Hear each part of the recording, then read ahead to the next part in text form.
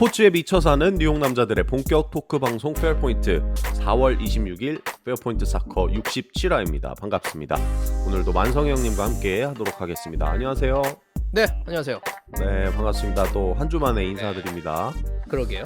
네, 아니, 이 선풍기 틀어놨는데 소리 괜찮나요? 저 깨끗하게 들어가나요? 이거 지금? 아주 조용합니다. 잡소리 하나도 안 나고. 이 선풍기가 집은 별론데 선풍기가 새 거라서. 예. 선풍기 새로 다셨어요? 아니요. 여기에 이제 이사를 들어올 때 네. 여기서 선풍기 이거를 새로 달아준 것 같아요. 아, 이사하셨어요, 형? 아니요. 이사한 지 꽤 됐죠. 예, 근데 이사한 이제 지 꽤 됐고. 이 아파트는 좀 된 아파트인데 네. 여기가 이 집 안에만 좀 이렇게 새 단장을 좀 해준 거라서. 음, 예. 음, 음. 그렇다고 인테리어 내부 공사를 좀 하셨구나. 예, 리모델링을. 그렇다고 뭐 그렇게 좋은 건 아니고. 예. 그렇습니다. 예. 아니, LA는 지금 많이 덥다면서요? 예, 여기가 지금 이 섭씨로 하면은 90도가 화씨로 이상이 넘어가면은 몇 도인가요? 어디 보자. 90도에 32도. 어우, 엄청 덥네? 그 정도입니다. 아니, 차원이 다르네, 뉴욕이랑. 예. 근데 인제 여기는 더워도 뭐 지금은 좀 덥긴 한데 습도가 별로 없어서 어. 예, 그런 게 좀 있죠. 와, 저는 30도 넘어가면 선풍기로는 안 돼요. 그렇군요. 에어컨을 틀기 위해 돈을 벌어야 할 정도로 네, 에어컨은 약간 사수하는 스타일이라 오늘 좀 힘드시겠어요? 더워서? 아니 뭐 근데 며칠 됐습니다 이게 이런 지가 지금. 그래서 벌써부터 시작됐구나, LA는. 근데 뭐 다시 또 온도가 내려가는 것 같긴 해요 조만간. 네. 예, 뭐 내일 모레 뭐 이 정도면 예, 뭐 네. 그렇습니다. 어쨌든 네. 뭐 LA는 굉장히 덥다는 소식 간만에 전해 음. 들었고 음. 아니 저희 그 페어포인트 이제 팟캐스트 팟빵에 오랜만에 이제 댓글이 달렸어요. 요즘 이제 그렇죠. 축구가 네. 축구계가 좀 조용하다 보니까 아무래도 예. 많은 이제 들으시던 분들도 아무래도 이제 그 스포츠에 대한 관심이 쪼끔 '아 뭐 이 시국에 그런 거냐. 지금 살기도 바쁜데.' 그러실 수 네. 충분히 있단 말이죠. 근데 그렇죠. 그 와중에 이제 어제 저희 시간으로 어제 엘레강스 님께서 음. "이런 전문적인 팟캐스트에 하트랑 댓글 수가 너무 음. 부족하네요."라고 아. 말씀을 해 주셨단 말이죠. 이 전문적인가요? 그러니까요. 또 그렇게 생각을 해 어. 주셨나 봐요. 네. 아유, 예. 감사합니다.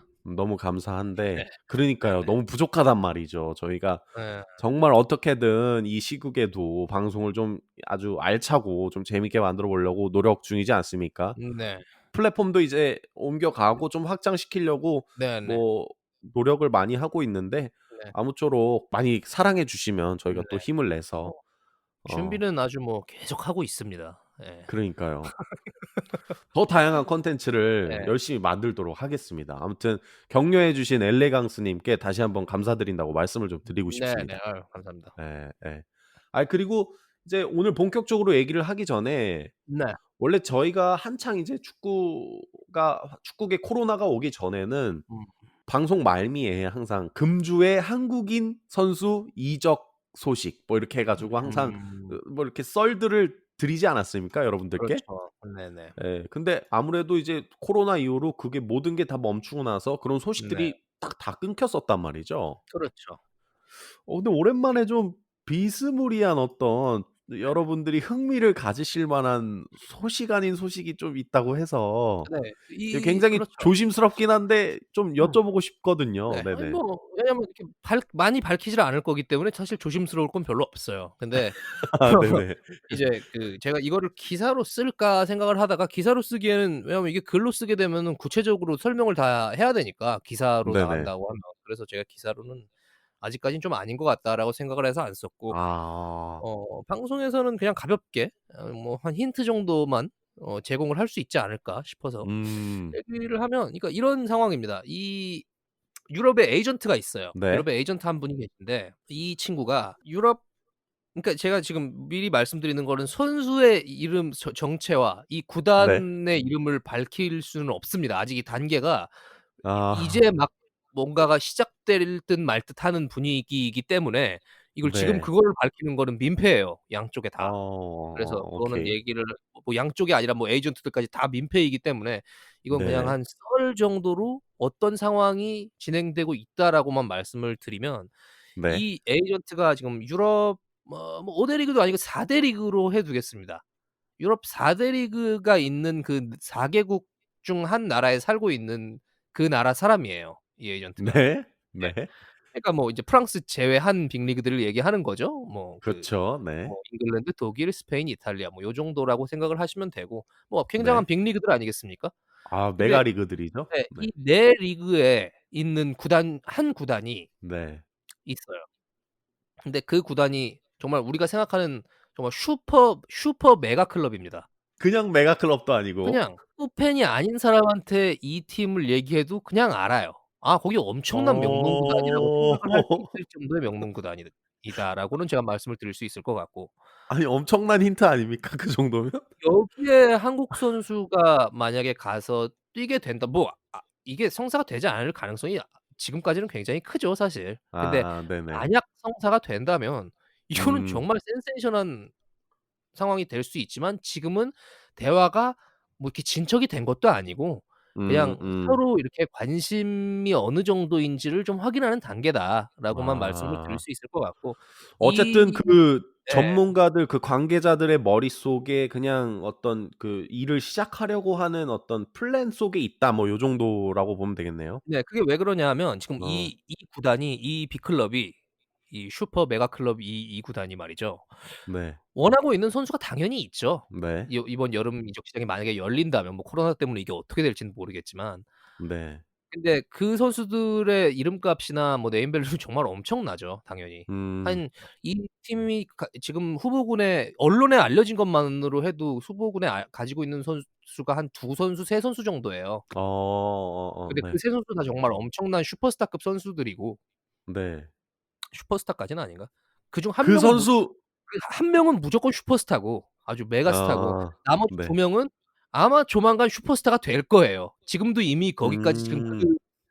그 위치까지 지금 가고 있는 선수들이거든요, 유럽 무대에서. 네. 근데 뭐 그렇기 때문에 몸값이 굉장히 비싸죠, 이 선수들이. 네. 그리고 경쟁도 굉장히 치열하고 이 선수들을 영입하기 위한 네. 다른 구단들과. 그런 데다가 지금 코로나 사태까지 생기면서 이 구단이 돈이 별로 없습니다.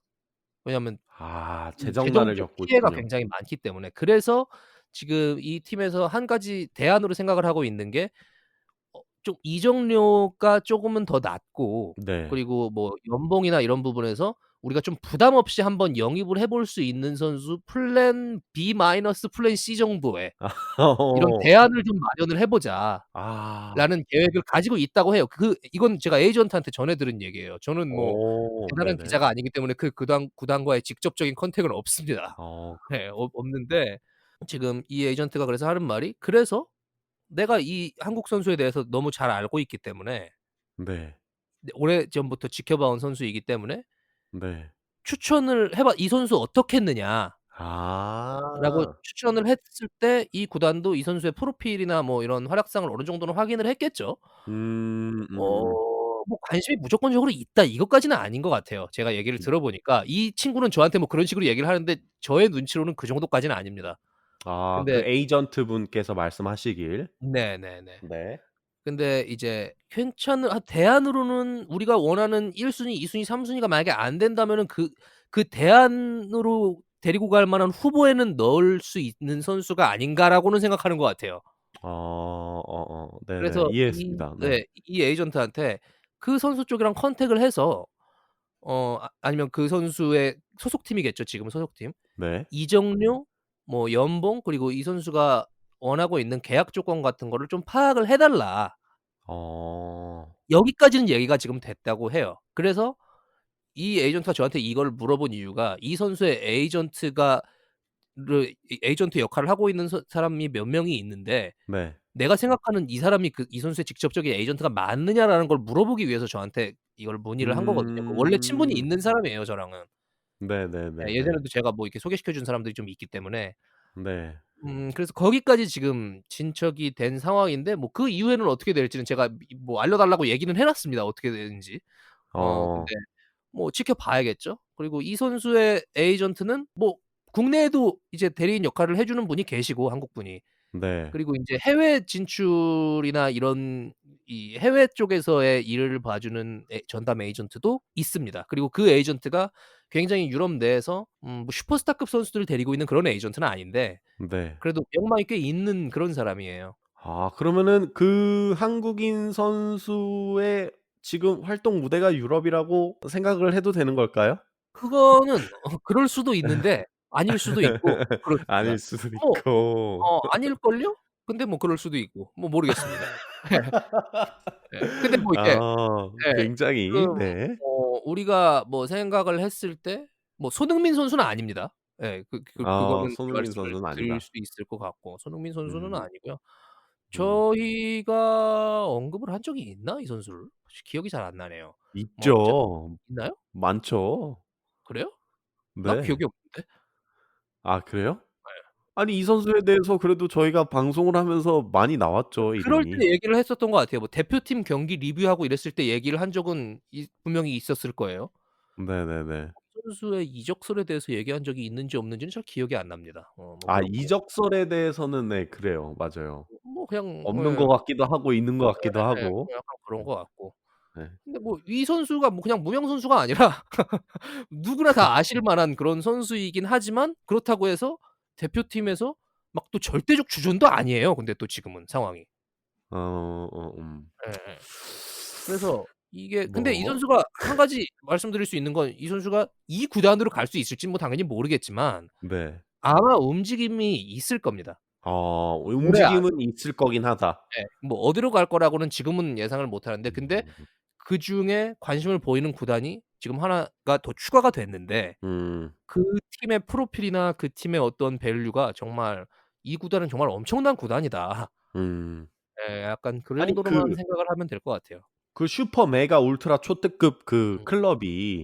그 클럽이 그 1-2-3 순위가 있다고 말씀하시지 않았습니까? 그 원래 네네. 그 영입을 하려고 하는 그 네네. 엄청난 이적료의 그 선수들. 네. 그 선수들을 영입할 가능성은 큰가요? 그러니까 사실 한때는 커 보였어요. 어. 이게 뭐 그래도 가능성이 꽤 있다고 정도로는 여겨졌다라고 얘기를 할 수 음. 있을 것 같은데 이 코로나 사건 때문에 사태 때문에 네. 네.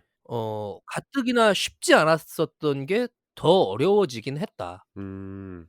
지금 이 구단의 사정이 물론 뭐 유럽의 빅클럽이기 때문에 돈이 없는 구단은 아니겠지만 네. 그 정도의 선수들을 사실 이 구단은 제 생각에는 이 한 3명 정도를 후보군에 올려 놓은 선수 중에 2 명을 영입하려고 했었던 것 같아요. 어어어. 예. 근데 그거는 이제는 안 될 것 같고 뭐 모르는 거긴 하지만. 음. 왜냐면 그런 게 있다 그러더라고요. 지금 유럽 구단들도 왜냐하면 이 선수 영입을 할 때 이적료를 엄청 많이 들여야 되니까 그걸 네. 인제 은행에서 대출을 받아서 이적료를 부담하는 경우가 많다고 하는데 특히 빅클럽 아이고 이 같은 경우에는 막 1억 유로, 2억 유로 이상 쓰잖아요. 네.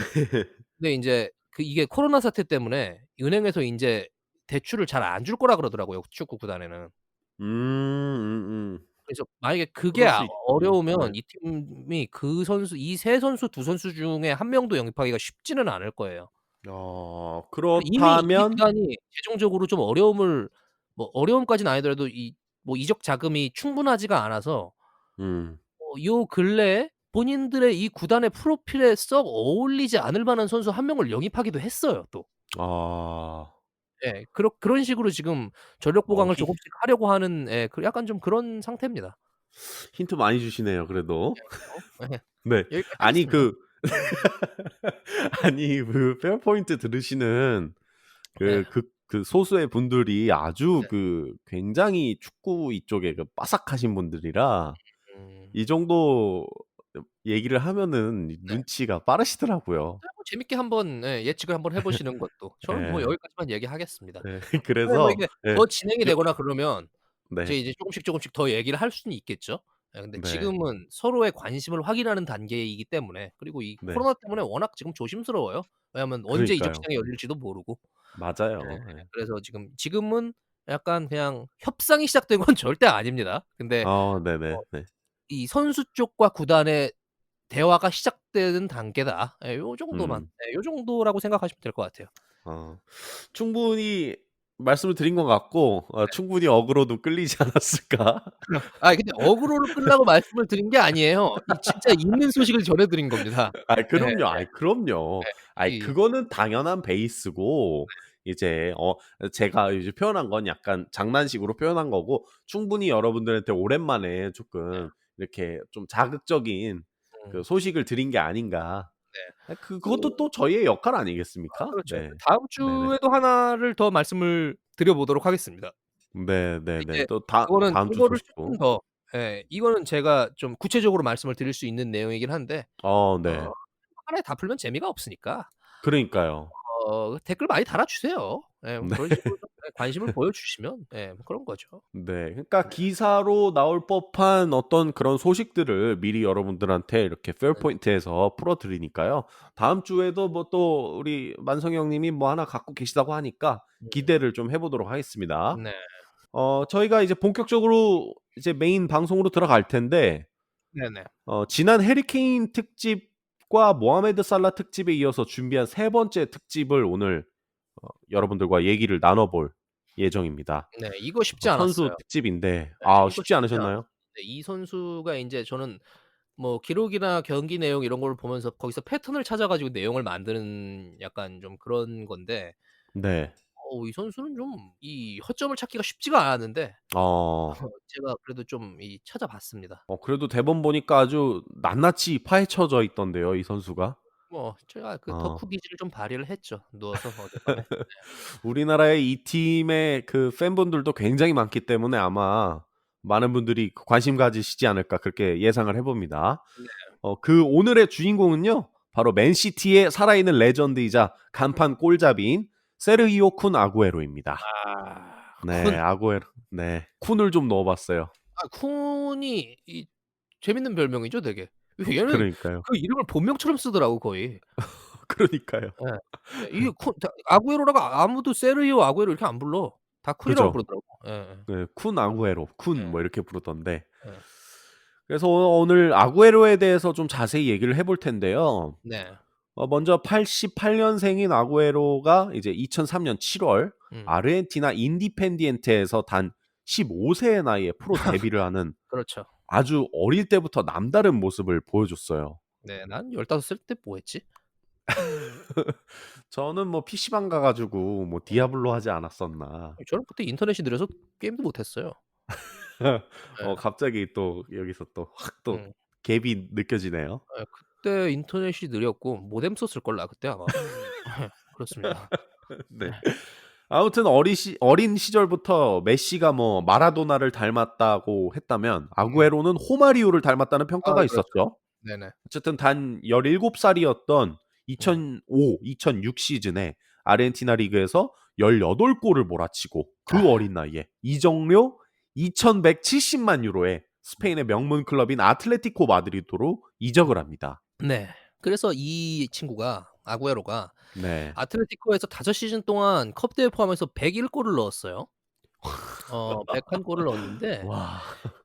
지금 많은 분들이 잊고 계실 거예요. 이 시메오네 감독 부임하기 전에 네. 우리 한국 대표팀 감독직이랑도 연결이 됐었죠. 이 키케 산체스 플로레스 네. 감독이 이끄는 이 2009-2010 시즌 아틀레티코 마드리드에서 그때 같이 뛴 선수들이 다비드 데헤아 그리고 이제 고인이 된 호세 안토니오 레이스 아. 맞아요. 네. 그리고 그 외에도 뭐 라울 가르시아, 시망사 브로사 진짜 추억의 이름 아닙니까? 시망사 브로사. 오랜만이다. 예. 네. 그리고 디에고 포를란 이런 선수들이랑 아. 같이 그리고 나름대로 굉장히 탄탄한 전력을 구축을 해서 유로파 리그 우승을 했습니다. 맞아요. 예. 기억납니다. 그러면서 인제 뭐 물론 그 이후에 시메오네 감독이 오면서 더 큰 성공을 거두긴 했지만 네. 그전에 앞서서 이렇게 유럽 클럽 대항전에서 우승을 했었고 이때 심지어 아틀레티코가 유로파 리그 우승이 모든 대회를 다 통틀어서 14년 만에 첫 우승이었어요, 구단 역사상. 아주 굉장히 기분 좋은 업적이었죠. 기념비적인 그게 우승이었죠. 스쿼드도 장난 아니에요. 지금 예예. 생각해 보면은.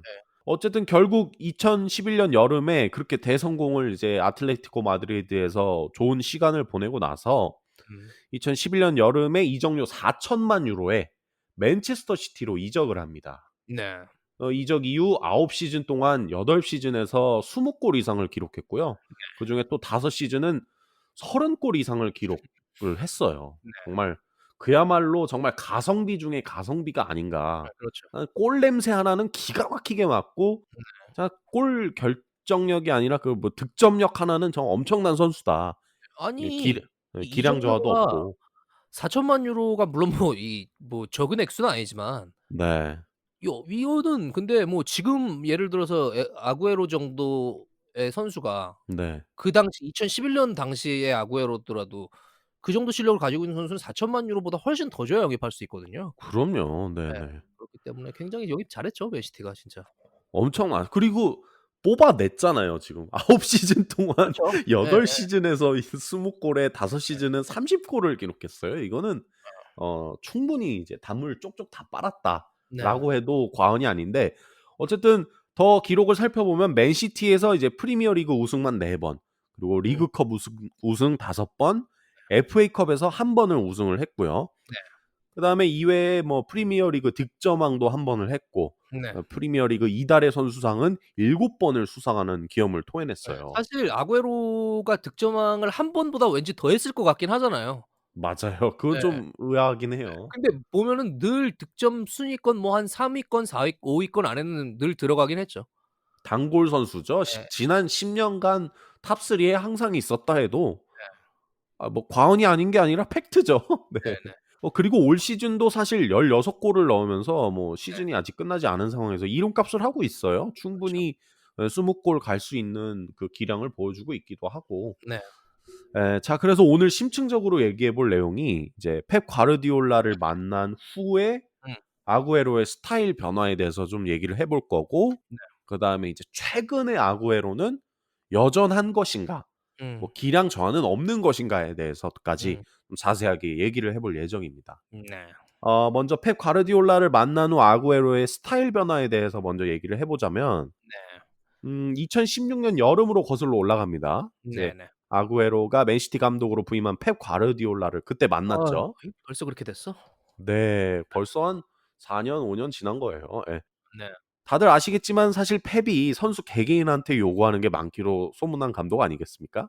그렇죠. 예. 그중에서도 특히 최전방 공격수들은 펩만 만나면 아주 흑역사를 쓰는 경우가 그렇죠. 굉장히 많은 것 같은데. 예. 이게 뭐 펩의 바르셀로나 시절에는 뭐 다들 뭐 많이 잘들 아실 거예요. 뭐 사무엘 에투, 질라탄 네. 이브라이모비치. 요 두 선수가 연이어서, 그러니까 에투는 08-09 시즌, 질라탄은 09 그리고 2010 시즌에 네. 한 시즌만 뛰고 나갔어요, 펩 밑에서. 맞아요. 예. 맞아요. 팀에서 나갔습니다. 그냥 내보냈어요, 펩이.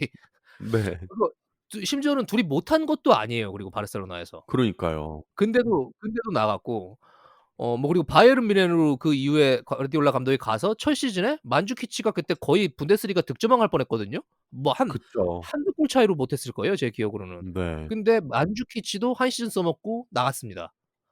간판 공격수들을 다 내보내는 좀 독특한 행보를 보였죠. 예예. 쪼끔 놀라운 게 기록을 보면은요, 그 펩 시절 바르셀로나에서 에투가 08-09 시즌에 36 골을 넣었어요. 그렇죠. 네. 근데 다음 시즌 방출이 되는 아주 네. 기이한 현상이 이게 있었는데. 특히 에투 같은 경우는 이적료를 받고 내보낸 것도 아니고 이적료를 더 얹어 가지고 인터밀란에 보내고 질라탄을 받아왔죠. 그러니까 예. 말이 됩니까? 즉 그냥 상식적으로만 봤을 때. 네. 또 질라탄이 09-10 시즌에 21 골을 넣었어요. 음. 20골 이상 넣은 선수를 그렇죠. 방출을 한 거죠. 네. 또 바이에른 뮌헨도 아까 말씀을 해 주셨지만 만주키치 같은 경우는 13-14 시즌, 음. 2013-14 시즌에 26 골을 넣었거든요. 네네네. 그런데 셋 다 한 시즌 만에 이렇게 그냥 팽을 시켜 버리는, 네. 3명 다 팽당해 버린 건데 어떻게 이런 결단을 내릴 수 있는 건지 참 그렇죠. 기본적인 예. 어떤 상식선에선 이해가 안 됩니다. 이 네. 가르디올라 감독이 생각을 하는 최전방 공격수는 사실 뭐 요즘 이 가르디올라 감독의 영향으로 인해서 인제 축구계도 사실 최전방 공격수를 보는 그런 시선이 많이 변하긴 했죠. 근데 지대하죠, 영향이. 이 펩 같은 경우는 최전방 공격수한테, 펩은 근데 사실 공격수뿐만이 아니라 수비수한테도 그런 걸 원하잖아요. 모든 11 명의 선수의 미드필더화를 원하는 감독 아닙니까 사실 펩은? 그렇기 맞습니다. 때문에 최전방 공격수한테도 그 펩이 원하는 거는, 물론 득점력은 당연히 공격수니까 제공을 해 줘야 되는 거고, 그 외에도 공격수가 수비를 먼저 시작해 주고 전방 압박을 해야 되니까 펩의 축구에서는. 그리고 네. 공격을 전개할 때는 미드필더로 내려와서 이제 2 선에서 연계 플레이를 해 주고 공격을 또 풀어 줄 수 있는 역할까지 해야 되는, 근데 또 그렇게 하다가도 기회를 잡아서 골까지 넣어야 되는 선수이다 보니까 네. 이게 정말 쉽지가 않은 거죠, 최전방 공격수가 펩 밑에서 살아남기가. 왜냐하면 그렇죠. 뭐 에투 같은 경우는 사실 뭐 정말 이 08, 09 시즌보다도 그 전성기 시절에는 드리블 돌파 능력이나 이런 것도 굉장히 좋긴 했지만 이 선수가 네. 그렇게 막 유기적으로 패스를 연결하면서 2선에서 연계하고 막 이러는 선수는 아니거든요. 맞아요. 이제 네. 빠른 속도로 침투해 들어가서 인제 마무리를 지을 수 있는 그런 능력을 가지고 있는 선수고 네. 근데 인제 펩은 최전방 공격수한테 득점력뿐만이 아니라 뭐 패스 능력 그리고 미드필더까지 내려와서 이제 전반적인 경기를 운영하는 그런 센스 있는 그런 플레이까지 요구를 하는 그런 감독이기 때문에 근데 사실 뭐 전 세계에 그런 플레이를 할 수 있는 공격수가 몇이나 되겠어요. 그렇죠. 그게 아니 뭐 문제죠. 네. 에투, 질라탄의 전성기 하면은 이 선수들은 정말 세계 최고의 공격수들이었는데도 한 시즌밖에 못 버텼잖아요. 네. 그래서 결국 바르셀로나에서 펩의 선택이 아무도 누구를 써 봐도 안 되는 거야 그 자리에. 앙리도 안 되고 에투도 안 네. 되고 그래서 결국은 메시를 거기다 가져다 넣고 썼잖아요. 메시. 예. 그리고 뭐 인제 예. 뭐 바이에른 뮌헨에서는 레반도프스키라는 정말 타겟형 스트라이커의 역할도 하면서 연계 플레이와 뭐 정말 모든 게 다 되는 공격수 아닙니까 음 레반도프스키는? 그래서 맞아요. 그게 인제 된 거였죠. 어떻게 보면 정말 최고를 원하는 게 아니고 그 어떤 포지션의 최고를 원하는 게 아니고 그냥 축구계의 어떤 네네. 신들을 원하는 게 네. 아닌가 왜 펩은. 사실상 수비수 자리에도 네. 그냥 변변치 않으니까 그냥 페르난지뉴 갖다 쓰잖아요. 거기다 미드필더 갖다 쓰잖아요. 그러니까요. 그러니까 펩은 포지션에 공격수는 공격수로 쓰고 미드필더는 이런 게 이런 개념이 없는 거죠. 그냥 그런 것 내가 같네요 생각할 때 생각해 보면. 능력이 좋은 선수는 어느 자리에 넣어서 넣어도 내가 원하는 역할을 할 수 있다. 이런 믿음을 좀 가지고 있는 것 같아요. 어쨌든 그러고 보면요. 그 펩 가르디올라가 이제 2016년 맨시티에 부임했을 때 사실 아구에로랑도 마찰이 있긴 했었어요. 아구에로랑 마찰이 자주 예. 있었어요. 지금 그러니까 맞아요. 이번 시즌 초반에도 막 그 토트넘전에서 교체해 네. 갖고 막 사이드라인에서 막 싸우는 그런 막 말다툼 같은 거 하는 그런 맞아, 장면도 맞아. 있었고 예 뭐 네네. 그런 텐션이 좀 있죠 사실. 그쵸. 그러다 보니까 이제 그 부임 후 반 시즌 만에 가브리엘 제수스를 영입하지 않았습니까? 그렇죠. 네. 그래서 한때 막 아구에로가 교체되거나 아예 제수스가 대신해서 선발 출전을 할 때도 꽤 있었어요. 네 그리고 이 제수스를 그냥 6 개월을 기다렸다가 반 시즌 만에 영입을 한 게 아니라 네. 펩이 맨시티 감독으로 부임하고 나서 이 선수 영입을 그때 그냥 해 버렸어요, 겨울에 들어오기로. 맞아요, 맞아요. 그러니까 이미 계획을 하고 있었던 영입이죠 이게. 네. 그런데 막상 지금 부임을 하고 이제 거의 뭐 4년 차, 5년 차가 됐는데 물론 제수스도 맨시티에서 여전히 이제 주력 자원으로 살아남아 있긴 하지만 네. 결과적으로 봤을 땐 그래도 아구에로가 결국 자기 자리를 굳건하게 지키지 않았습니까? 아 그렇죠. 예. 예. 자 그러면 네. 여기서 짚어볼 수 있는 게 간단하게 얘기해서 '아구에로가 펩이 원하는 유형의 공격수로 변화를 했다.'라고 음. 볼 수 있는 걸까요? 네 뭐 그러니까 이 아구에로가 펩을 만나기 전까지는 사실 네. 뭐 이렇게 많이 뛰는 공격수랑은 좀 거리가 먼 선수였다고 저는 생각을 하거든요. 음. 예 그러니까 사실 그때 뭐 만주키치가 엄청 많이 뛰는 공격수인데 걔도 1 년밖에 못 버티지 않았습니까 펩 밑에서? 네. 예 근데 네. 인제 펩은 왜 그러냐면 수비 작업을 시작할 때 시작점 자체를 굉장히 높이 잡아 놓고 수비를 하기 때문에 네. 그 공격수의 활동량이라는 게 굉장히 중요해요, 활발하게 뛰어 주는 게. 이제 물론 그렇죠. 그거의 유일한 예외는 사실 메시였죠. 메시를 좀 아껴 쓰긴 했지만 예. 근데 메시는 뭐 메시니까. 예. 근데 메시는 논외로 쳐야죠. 예. 근데 이제 펩이 제수스를 좋아하는 이유가 바로 여기에 있는 거죠. 사실 그 이외의 실력으로 따지면 사실 제수스가 뭐 아구에로를 압도한다고 볼 수 있는 능력은 사실 별로 없잖아요. 근데 맞아요. 인제 제수스는 워낙 이제 많이 뛰는 공격수니까 막 챔피언스 리그 얼마 전에 그 레알 마드리드 원정 16강 1 차전 가서도 제수스를 최전방 공격수로 쓰는 것 같이 하면서 측면으로 돌려서 수비를 시켰잖아요. 예 약간 네네네네. 그런 식으로 우리가 이해를 하면은 될 것 같고 근데 반대로 아구에로는 인제 뭐 펩을 만나기 전까지는 특히 그런 선수가 아니었어요. 예 이 선수는 인제 그 뭐 공을 자기가 직접 끌고 들어가서 득점을 하거나 아니면은 인제 공격 진영에서 공을 잡아서 마무리를 하거나 약간 이런 능력이 좋은 선수였죠. 네. 근데 인제 사실 아구에로를 그렇다고 해서 펩이 들어오자마자 이렇게 쉽게 내칠 수 있는 선수는 사실 아니잖아요. 아 예 그럼요. 네. 왜냐하면 이 2010년 좀 넘어서면서 인제 맨시티가 졸부가 됐잖아요.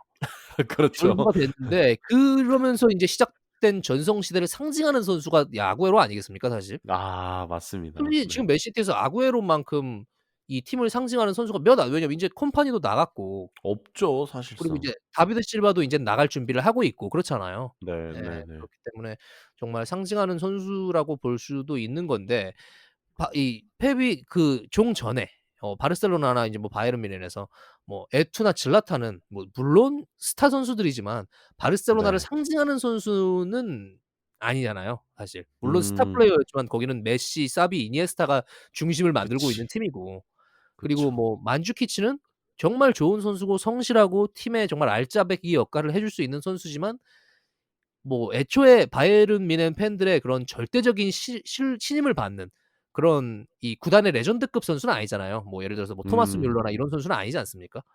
그렇기 네네네. 때문에 이런 선수들을 내쳤을 때도 팬들이 물론 불만을 가진 팬들은 있었지만 과르디올라 감독이 내보내고 나서 그걸 결과로 증명을 어느 정도 했잖아요, 우승을 계속하면서. 그렇죠. 그렇기 때문에 큰 불만은 없었는데 아구에로를 이제 내치는 거는 펩한테도 굉장히 위험 부담이 큰 결정이죠, 사실. 예예.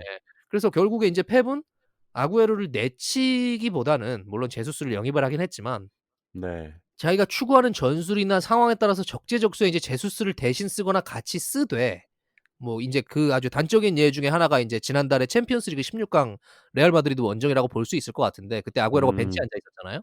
네네네. 근데 이제 그것보다는 큰 그림에서 볼 때는 아구에로를 그대로 잔류시키면서 아구에로의 원래 능력도 극대화시키고 그리고 네. 이 아구에로의 자기가 생각할 때 그 아쉽다고 생각하는 움직임을 점진적으로 좀 개조시키면서 아구에로를 자기가 원하는 축구에 좀 적응시킨 게 아닌가라는 생각이 들거든요. 음. 예 왜냐하면 그거를 정말 잘 보여주는 이 자료 중에 하나가 네.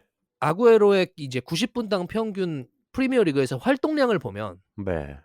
2015-16 시즌 이제 마누엘 펠레그리니 감독 체제에서 네네. 아구에로는 90 분당 평균 8.9 킬로미터를 뛰었어요. 음. 근데 그다음 시즌에 바로 과르디올라 감독이 부임을 해서 2016-17 시즌에는 아구에로가 10 킬로미터를 뛰었습니다, 90 분당 평균. 많이 늘었네요. 엄청 많이 는 거죠, 사실. 최전방 선수가 네네. 10 킬로미터를 뛰는 거는 사실 평균 이상이고 네. 이제 그 마샬이 맨유 팬들한테 뭐 "능력은 좋은데 성실하지가 않다." 뭐 이제 "열심히 안 뛴다." 이런 걸로 욕 많이 먹지 않습니까? 근데 네네네. 마샬도 경기당 활동량이 한 9.1 킬로미터 정도예요. 음. 근데 이제 아구에로는 펩을 만나기 전까지는 그것보다도 더 적게 뛴 거죠. 그러네. 8.9 킬로미터는 사실 엄청 적은 수치거든요.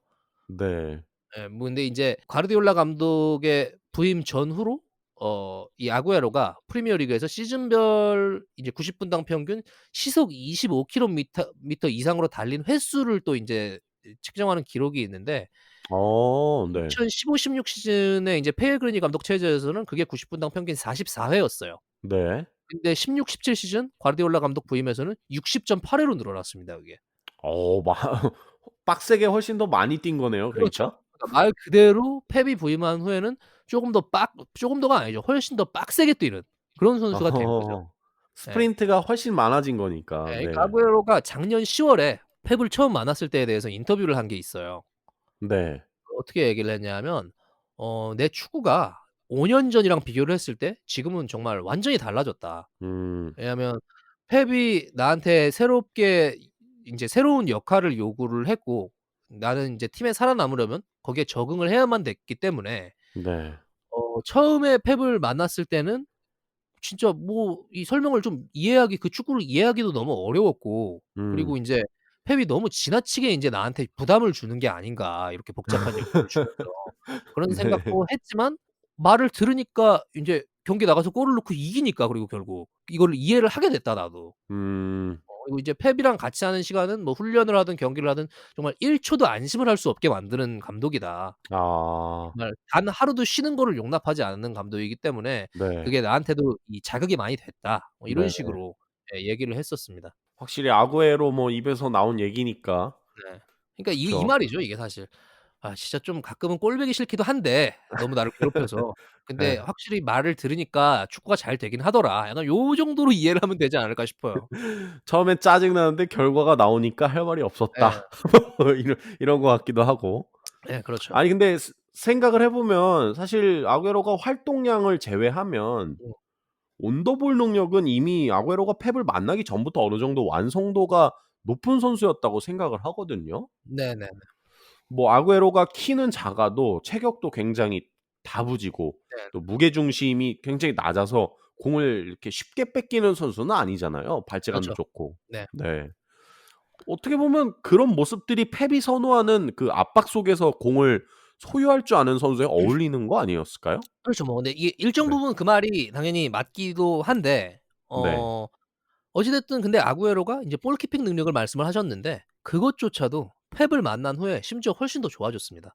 음. 왜냐하면 이거를 기록을 보면 이 디스포제션 기록이라고 저희가 예전부터 얘기를 한 그 기록이 있죠. 그게 인제 뭐냐면 네. 상대 태클에 의해서 공을 빼앗긴 횟수를 얘기하는 건데 그걸 인제 90 분당 평균을 단위로 해서 나눠 보면 과르디올라 감독이 부임하기 전에 아구에로는 2011-12 시즌 3.3 회, 12-13 시즌 3.8 회, 그리고 이거는 인제 만치니 감독 체제에서의 기록이었고 네. 2013-14 시즌에 pellegrini 감독이 부임해서는 디스포제션이 90 분당 평균 2.9 회, 그리고 음. 14-15 시즌 3.2 회, 그리고 음. pellegrini 감독의 마지막 시즌이었던 15-16 시즌엔 3.8 회였어요. 다시 만시니 체제 마지막 시즌으로 올라갔네요. 네. 뭐 근데 어쨌든 네. 이거를 종합적으로 쭉 뭐 맨시티에 온 이후에 초반 5 시즌간의 디스포제션 기록을 보면 펩을 만나기 전까지는 아구에로는 경기당 상대 태클에 의해서 한 3-4번 정도는 공을 뺏겼다라고 볼 수 있을 그러네요. 것 같아요. 왜냐하면 그게 네. 2점대로 내려왔을 때도 2.9 회였기 때문에 좀 네. 볼 수 있을 것 같고, 근데 펩을 만난 후에는 뭐 이거는 이제 뭐 예전에 현지에서 기사나 이런 걸로도 설명이 굉장히 많이 됐죠. 네. 아구에로가 펩을 만난 뒤에 그 공을 받는 위치, 동료한테 패스를 받는 위치, 그리고 공을 잡았을 때 뭐 자세, 이런 네. 것들을 상당히 교정을 많이 하면서 네. 디스포제션 기록도 훨씬 더 좋아졌습니다. 그러니까 어. 가르디올라 감독이 부임을 한 16-17 시즌 디스포제션이 2.5 회로 최저치를 찍었고, 그리고 바로 찍네. 17-18 시즌에는 2 회, 2.0 회로 오히려 그게 더 내려갔어요. 그리고 네. 지난 시즌 18-19 시즌에도 2 회, 그리고 이번 시즌에는 1.9 회로 또 최저치를 찍었습니다. 아. 와 많이 좋아졌네요. 그러니까 맨시티가 펩 한 그러니까 번 이상 좋아졌네. 네, 과르디올라 네. 감독이 부임을 한 후에 점유율이 굉장히 많이 올라갔잖아요. 그렇죠. 근데 그거를 감안을 하면 아구에로가 공을 뺏기는 횟수가 늘어나는 게 원래 정상적이거든요. 왜냐하면 공을 가지고 있는 시간이 더 기니까 공을 그렇지. 더 뺏길 네네. 수가 있는 거잖아요. 원래 공을 만지는 시간이 더 많아지니까. 네. 근데 인제 맨시티는 pellegrini 감독 체제에서 15-16 시즌에 시즌 평균 경기당 평균 점유율이 55.2% 였어요. 음. 근데 과르디올라 감독이 부임을 하고 나서 지난 4 시즌간, 최근 4 시즌간 평균 점유율을 보면 60.9%, 66.4%, 64%, 그리고 이번 시즌 61.6% 거든요. 아. 60% 이하로 내려간 적이 없는 거예요, 이게. 그러네. 그런데도 불구하고 아구에로가 또 활동량도 더 많아지고 더 많이 움직이면서 공을 받는 횟수도 더 많아졌는데도 공을 뺏기는 횟수는 오히려 더 줄었다. 라고 통계를 확실한 통해서 그걸 볼 수 있을 것 같고요. 체질 개선이 있었네요. 네. 예. 그리고 또 심지어 아구에로 같은 경우는 15-16 시즌에 pellegrini 감독 체제에서 90 분당 평균 볼 터치 횟수, 그러니까 이거는 그냥 순수 공을 만진 횟수를 얘기하는 건데, 그 네. 공을 가지고 인제 액션을 취한 횟수를 얘기하는 건데 그게 경기당 45.9 회였어요, 90 분당 평균. 네. 근데 펩이 부임한 16-17 시즌에는 경기당 이제 90 분당 평균 터치 횟수가 49.6 회로 상승을 했습니다. 한 5번 정도 더 터치를 했네요, 평균적으로. 그러니까 이거를 종합을 해 보면 최전방 공격수가 공을 만지는 빈도는 확연하게 늘어났는데 네. 반대로 공을 빼앗기는 횟수는 확연하게 줄었다라는 얘기 네. 아니겠습니까? 그렇죠. 이 부분이 굉장히 좀 재미있는 것 같고 펩의 어떤 능력이 보이죠, 딱 기록으로. 네. 뭐 펩이 사실 기본적으로 점유율을 높게 가져가는 축구에 집착하는 감독인 거는 뭐 이미 모두가 잘 아는 사실 이게 아니겠습니까? 이제 뭐 본인은 네. 나는 집착을 하는 게 아니라 뭐 이기는 축구를 하기 위해서는 이게 최선의 방법이라고 생각하기 때문에 뭐 이런 식으로 얘기를 하긴 하는데, 근데 네. 점유율 축구에 굉장히 인제 맹신을 하는 감독인 거는 사실이죠. 그쵸. 예. 사실 뭐 반대 의견에서는 뭐 티키타카를 너무 많이 해 가지고 점유율을 올리는 좀 쪼끔 이렇게 약사꾸리한 아주 얍삽한 네. 축구를 한다는 지적도 있긴 하지만 그렇죠. 근데 그게 사실 뭐 말이 이론적으로 그렇게 쉬운 거지 공을 한 번 잡으면 안 뺏기고 점유율을 60% 이상으로 시즌 내내 가져가려면 음. 사실 디테일한 세부 전술이 굉장히 많이 엄청난 어려운 것들이 필요할 거란 말이죠. 네네네. 네. 그러니까 이 펩이 선수들을 훈련시키는 영상이나 그리고 뭐 펩의 훈련법 뭐 이런 거에 대한 글 같은 걸 많이 보면 네. 가장 중요하게 여기는 게 그거예요. 포지션 플레이. 음. 이제 그때 이제 우리 그 후에고 디렉터 박수용 님이 인터뷰에 응해 주셨을 때도 많이 언급을 하신 내용이었는데 네. 이게 그 포지션 플레이라는 거 그리고 또 인제 선수 개개인별의 인제 포지션에 따른 위치 선정 이런 거를 굉장히 중요하게 생각을 하는데 그래야 왜냐면 네. 자기가 계획한 대로 공을 돌리면서 상대를 무너뜨릴 수가 있는 거니까. 네. 근데 이제 인스타 보면은 인스타그램 보면은 거기에 Keep it on the deck이라는 인스타 계정이 하나 있어요. 축구 계정이 하나 있어요. Keep 그게 it on the deck. 네네. 그게 인제 음. 축구 훈련 방법을 인제 이렇게 비주얼로 보여주는 그런 계정이거든요. 되게 굉장히 좋은 계정입니다, 축구 공부하고 싶으신 어. 예. 근데 인제 재밌네. 예. 거기에 펩 관련 영상이 굉장히 많이 올라와요. 왜냐하면 워낙 인제 영향력이 있는 감독이다 보니까. 네. 이제 거기서 근데 올린 자료들을 쭉 펩에 대한 자료들을 보면 펩의 훈련 영상 중 몇 개가 올라와 있거든요, 거기에 공개된 게. 네. 근데 거기에서 펩이 선수 훈련시킬 때마다 그 개개인의 그 위치 선정 그 공을 받을 때의 위치와 공을 받고 나서 어떻게 움직여야 되는지의 그 방향 그리고 네. 전력 질주할 때 우리가 지난주에 얘기한 그 보폭 얘기 있잖아요. 네네네. 발을 딛는 그거를 인제 짧게 가져가야 방향 전환을 더 쉽게 할 수 있고 무게 중심을 잡을 수 있는 그것까지 교정을 하나하나 다 해 줘요 보면. 아 감독이 직접 펩이. 그러니까 이게 그 키프 잇 온 더 덱 거기에 보면은 이게 쪼금 된 포스팅이긴 한데 있을 거예요 아직도. 어. 펩이 보폭을 어떻게 잡아야 되는지도 가르쳐 줍니다 스털링이랑 아구에로한테. 대박이네. 보폭을 크게 가지고 가면은 이게 이 움직이는 동선을 못 잡는 거니까 너네가 발을 디딜 때 이런 식으로 짧게 짧게 가져가야 된다는 거를 가르치는 영상이 있어요. 신기하다. 예. 그리고 네. 그거 외에도 또 일화가 하나 있는데 네. 이게 굉장히 재밌는 건데 이제 지난 시즌 중반 정도에 아구에로가 인제 그 짧은 휴식기 같은 게 있잖아요, 선수들도 시즌 도중에. 네네네. 있죠. 그때 인제 1 일 휴가를 받아 가지고 아구에로가 햄버거 앞에서 그냥 햄버거를 먹는 사진도 아니고 네. 햄버거를 인제 그릇에 이렇게 올려 놓고 사진 찍어 갖고 인스타에 올린 게 있었어요. 네. 근데 저희가 알기로는 펩은 개인 인스타 계정이 없잖아요, 그 공개적으로 알려진 거는. 네. 근데 그거를 펩이 보고 아구에로한테 전화를 했대요. "너 햄버거 먹는 거냐 지금? 너 시즌 도중에 뭐 하는 거냐?" 예. 이게 아구에로가 스카이 스포츠랑 인터뷰에서 직접 밝힌 내용입니다 이게. 그러니까 그 정도로 선수를 좀 닥달하고 약간 좀 괴롭히는 예 그런 어. 감독이라고 보시면 될 것 같고 네네. 어 약간 스카이캐슬의 김주영 쌤 같은 약간 스타일이네요, 좀 그런 펩이. 느낌이죠. 예. 약간 좀 쪼는 스타일 있잖아요. 예. 네네네네. 사실 제가 알기로는 클롭 감독도 좀 쪼긴 하는데 이 정도까지는 어. 아니라고 들었어요 저는. 예. 음. 그러니까 클럽은 인제 훈련을 하거나 뭐 축구 안에서는 굉장히 요구하는 그런 것들이 있지만 이렇게 "한 번 훈련이 끝나거나 이렇게 하면 더 이상의 간섭은 하지 않는다." 이런 얘기가 많이 있었거든요. 근데 어. 펩 같은 경우에는 그런 일화가 굉장히 많죠 사실. 예전에 이거는 네. 소문이에요. 확인된 건 아닌데 네. 바르셀로나에 있을 때 피케가 워낙 노는 걸 좋아하니까 네. 그걸 했대요. 스파이를 고용한 적이 있대요. 그런 이게 공신력 있는 매체에서 나온 얘기예요 이게. 스파이를 고용해 가지고 이 피케의 일거수일투족을 다 예 보고받으려고? 보고받았다라는 그런 소문이 있었을 정도로 와 그 무섭다. 정도로 선수의 사생활에 관심이 굉장히 많은 감독으로 알려져 있고 그리고 어. 인제 뭐 축구 안에서는 또 하나 이제 펩이 굉장히 중요하게 생각하는 룰이 하나 있어요. 그게 네. 뭐냐면 파이널 서드 그러니까 이 공격 지정에 가기 전까지는 음. 단독 드리블 하지 마라 선수들한테. 아. 드리블은 웬만해서는 금지다. 미드필드 진영이나 수비 진영에서. 예. 네. 물론 뭐 여기에 메시는 예외겠죠. 왜냐면 메시는 뭐 공 잡으면 아무나 뚫고 갈 수 있으니까. 그죠.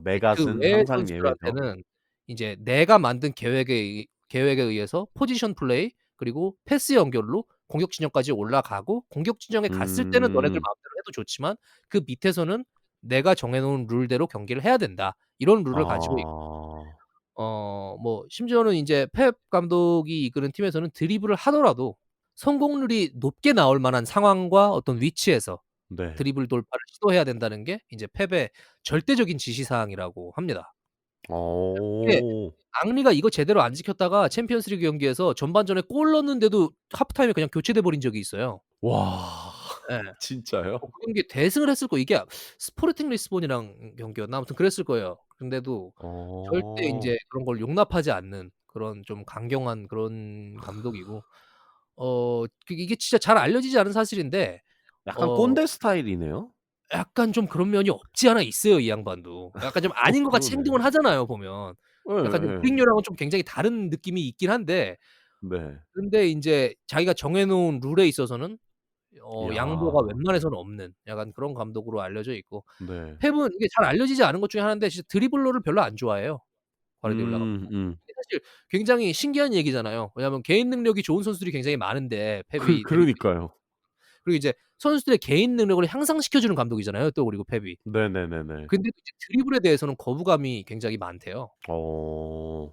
왜냐하면 이제 드리블이라는 거는 개인 플레이잖아요, 사실. 그렇죠. 근데 예. 이제 펩이 원하는 거는 본인이 원하는 그런 이 유기적인 패스 플레이, 점유율을 높게 가져가면서 만들어내는 플레이를 팀이 만들어내는 플레이를 원하기 때문에 선수가 음. 너무 개인 성향이 짙어서 약간 단독 돌파에 의존하는 플레이를 원하지 않는 거죠. 그래서 인제 음. 이 아구에로의 드리블 기록도 보면은 사실 아구에로도 드리블 돌파 능력이 나쁜 선수가 아니잖아요. 아 그럼요. 예예. 근데 이제 아구에로가 처음에 이제 드리블 기록을 알려드릴게요. 이제 드리블을 90 분당 평균 시도한 횟수 그리고 성공률 네. 이렇게 두 가지를 알려드리면 처음으로 인제 맨시티로 이적을 해서 11-12 시즌에 드리블을 3.7 회를 90 분당 평균 시도를 해서 성공률은 52.8% 였습니다. 네. 네. 그리고 12-13 시즌에는 4.8회 시도를 해서 또 성공률은 53.8%. 음. 이게 인제 로베르토 만치니 감독 체제였고 네. 그 이후에 인제 pellegrini 감독이 부임을 해서 13-14 시즌에는 5.8 회를 시도를 해서 근데 성공률은 43%로 내려왔어요. 아. 그러니까 pellegrini 감독은 사실 이제 선수의 개인 기량을 최대한 활용을 하려고 하는 그런 습성이 있는 감독이잖아요. 네. 예 그러다 보니까 이제 드리블 횟수도 늘어났고 늘어나긴 했지만 그러네. 무리한 드리블을 많이 하다 보니까 성공률이 좀 내려간 거죠. 그러네요. 근데 인제 그다음 시즌이었던 14-15 시즌에는 드리블 횟수가 5.3 회로 뭐 쪼금 내려가긴 했지만 여전히 굉장히 높았어요. 네. 그리고 성공률도 59.5%로 높은 음. 편이었고 예 네. 그리고 인제 pellegrini 감독의 마지막 시즌이었던 15-16 시즌에는 드리블 시도 횟수가 4.9 회 그리고 음. 성공률은 51.5% 그리고 여전히 뭐 '절반 이상은 성공시켰다.'라고 인제 볼 수 있을 만한 그런 음. 기록인데 네. 이게 인제 펩이 부임을 하게 되면서 좀 체질적인 그런 변화가 생깁니다. 왜냐하면 네. 16-17 시즌 과르디올라 감독의 첫 시즌이죠. 이때 아구에로의 드리블 시도 횟수가 4.7회 내려갔습니다. 네 그리고 내려갔네. 그 대신에 성공률은 63.2% 최고치를 찍었죠. 많이 올라갔네요. 네.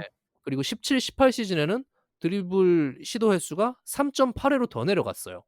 음. 그렇지만 성공률은 66.6%로 최고치를 찍었습니다 또. 어.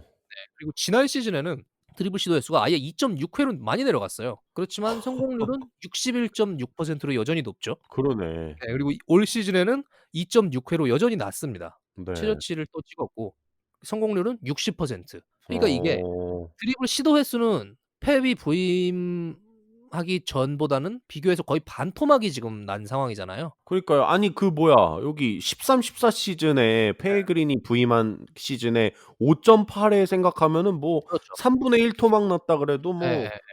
그 정도 수치까지 네. 나네요. 네. 그럼에도 불구하고 펩을 만난 이후에 처음으로 드리블 성공률이 첫 시즌부터 60%를 찍고 계속해서 지금 4 시즌 연속으로 60% 이상 돌파 성공률을 보여주고 있는 아. 약간 그런 그러네. 이게 무슨 뜻이냐면 결국은 그거죠.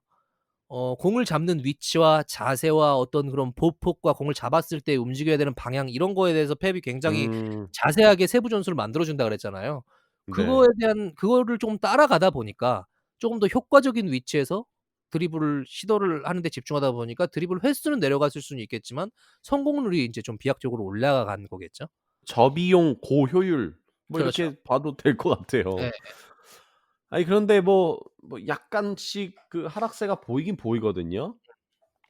뭐 사실 88 년생의 아구에로의 나이도 어느덧 올 6 월이면은 사실 이제 32 살이 됩니다. 그렇죠.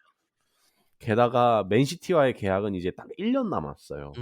네네. 예. 그래서 뭐 요즘 들어서 아구에로가 아르헨티나로 돌아간다는 기사가 심심치 않게 나오는 중이지 않습니까? 그렇습니다. 네. 한 요즘 요런 부분에서도 이제 좀 얘기를 해 봐야 될 것 예. 같아요. 그 인디펜디엔트로 돌아갈 수도 있다라는 얘기도 사실 있거든요. 네. 이게 사실 근데 유럽 축구에서 오랫동안 있었던 말이 있어요. 남미에서 선수를 영입하면 그 선수를 영입한 게 아니라 그냥 긴 기간 동안 임대 영입하는 거일 뿐이다라는 말도 있거든요. 왜냐면 네. 특히 아르헨티나 선수들은 자기 고향팀 가서 다시 뛰는 걸 굉장히 중요하게 생각하기 때문에 맞아요, 맞아요. 언젠가는 왜 테베즈도 지금 돌아가서 보카 주니어스에서 뛰고 있잖아요. 그러니까요. 약간 그런 게 있고 그리고 인디펜디엔트의 복귀설에 대해서도 아구에로 아버지가 최근에 인터뷰를 했는데 그걸 네. 부인을 하긴 했어요. 아니라고 얘기를 하긴 했는데 전제를 하나 달았습니다. 지금 간다는 얘기가 아니다. 음. 지금 가는 건 불가능하다. 이런 식으로 얘기를 했는데 뭐 지금은 당연히 못 가죠. 지금 이적 시장이 아닌데. 예. 근데 뭐 인제 근데 그런 계약 조건이나 이런 거는 둘째 치더라도 사실 좀 저는 이거 얘기하기 전에 이거 자료를 준비하면서 좀 조심스럽긴 했어요. 왜냐하면 아구에로가 한 시즌에 지금 뭐 20 골 30골 넣는 선수인데 네. 이 선수의 하락세를 사실 예상한다는 게 굉장히 지금 주제넘는 짓이잖아요. 우리가 그 얘기를 하고 있다는 게 여기 안쪽은. 예 뭐 그렇죠. 그렇긴 한데 근데 좀 확실히 어떤 그런 신호? 그런 사인들이 보여요. 조금 우려를 음. 할 만한 네. 아구에로의 경기력에서도.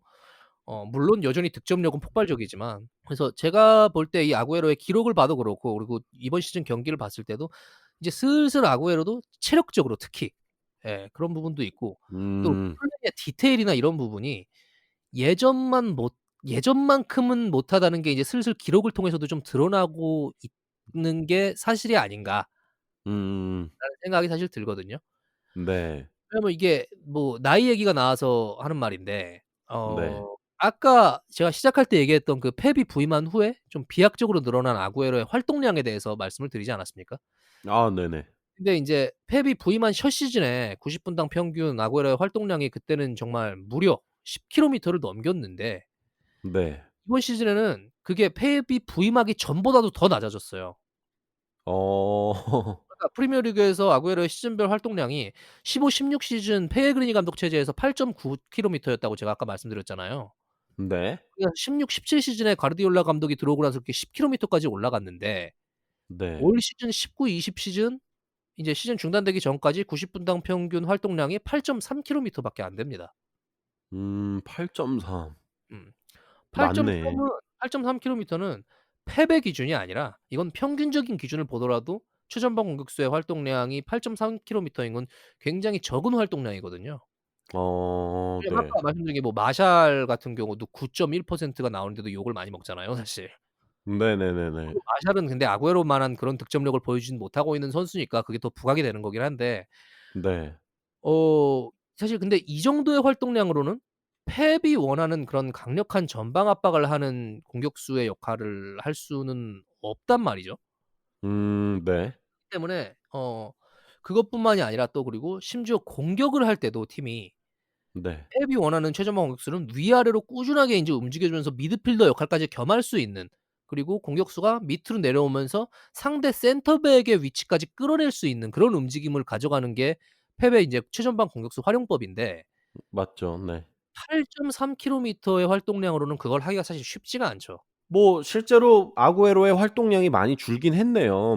많이 줄긴 했는데 뭐 그렇다면은 아구에로의 후계자로 꼽히는 이제 가브리엘 제수스의 활동량도 동시에 궁금해지거든요. 가브리엘 제수스의 90 분당 평균 활동량은 9.5 킬로미터예요. 아 많이 9.5 차이가 킬로미터인데 나네. 예 그러니까 뭐 10 킬로미터 언저리까지 뛴다 아니면 뭐 이게 평균이기 때문에 10 킬로미터 이상 뛰는 경우도 있을 거고 네. 어 이게 스프린트 기록만 봐도 제수스가 아구에로의 2 배입니다. 그러니까 아 아까 그래요? 얘기한 그 빡세게 뛰는 그런 빈도도 제수스가 2 배로 더 높다 아구에로보다. 이렇게 보실 수 있을 것 같고 그리고 이 두 선수의 음 히트맵을 비교를 해 보면 히트맵이라고 이제 선수의 활동 영역을 보여주는 그 자료가 있잖아요, 그림으로 보여주는. 그렇죠. 그 활동 영역도 정말 뭐 눈에 띌 정도로 큰 차이는 없는데 네. 이 히트맵만 보면은 그거를 파악하기는 쉽지가 않아요. 근데 이 활동량 기록이나 스프린트 기록에서 볼 수 있듯이 이제 똑같은 양을 뛴다고 해도 그 뛰는 강도에는 큰 차이가 있다라고 볼 수 있을 것 같아요. 음. 예. 그러니까 설렁설렁 뛰는 거랑 스프린트로 25km 시속 예. 25km 이상으로 계속 스프린트하는 횟수가 쉽게 말해서 제수스는 더 빡세게 뛴다라고 볼 수 있을 것 같고 네. 그리고 아까 얘기한 그 전방 압박의 빈도도 제수스가 확실히 더 우위에 있습니다. 그러니까 그 기록을 또 음. 말씀을 드리면 제수스의 90 분당 평균 태클 성공 횟수가 최전방 공격수인데도 불구하고 1 회예요. 한 번은 태클로 어 상대한테 공을 뺏는 겁니다 그러니까. 그러네요. 아구에로는 0.5 회입니다. 절반이죠.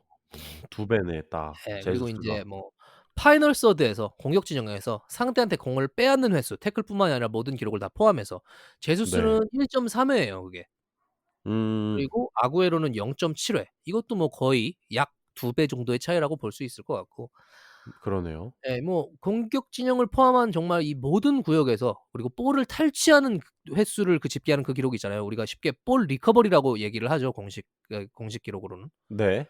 그게 인제 이거는 뭐 태클 가로채기 이런 것뿐만이 아니라 50대 50 경합 상황에서 볼을 따낸 횟수까지 포함을 하는 건데 제수스는 4.2 회예요 그게 90 분당 평균. 네. 근데 아구에로는 2.2 회입니다. 이것도 역시 대략 2배 정도 차이가 나고요. 아 예 그리고 아까 말씀드린 그 히트맨만 봐도 요거 인스타에 한번 올려 봐도 괜찮을 것 같아요 제가. 근데 네. 인스타그램 저희 계정에. 근데 네. 히트맨을 봐도 사실 뭐 활동 영역이 크게 다르거나 이런 건 없는데 제수스를 보면 왼쪽 측면 커버를 하는 빈도가 쪼금 더 높습니다. 그래서 그쪽의 색깔이 쪼금 더 짙어요, 음 아구에로보다. 그러니까 제수스는 뭐 예를 들어서 왼쪽에 뭐 스털링 뭐 사네 아니면 베르나르도 실바 이런 선수들이 있을 때 그 선수들은 중앙으로 인제 침투를 했을 때 이제 그 선수들이 중앙으로 침투를 하면서 이제 그 수비적으로 빈 공간이 발생을 하게 되는 트랜지션 상황이 오면은 그거를 네. 또 상쇄해 줄 수 있는 선수가 바로 또 제수스다. 왼쪽으로 치우치는 움직임을 가져가면서. 음. 이렇게 볼 수 있을 것 같습니다. 확실하게 좀 이 펩이 원하는 여러 영역에서 빡세게 뛰어다니는 어떤 선수로서는 좀 차이가 여기서 확연히 나는 것 같은데 네. 수비 가담이나 뭐 뛰는 강도로는 이제 확실히 젊고 싱싱한 제수스에게 밀리는 게 네. 사실이네요. 예예. 그렇죠. 그런데 여전히 뭐 축구는 결국 골을 넣어야 되잖아요. 그렇죠. 근데 시 뭐 그러니까 아까도 아구에로가 지금 저희가 아직도 거기서 그렇게 터치대감 역할을 하고 있는 거예요. 예. 네.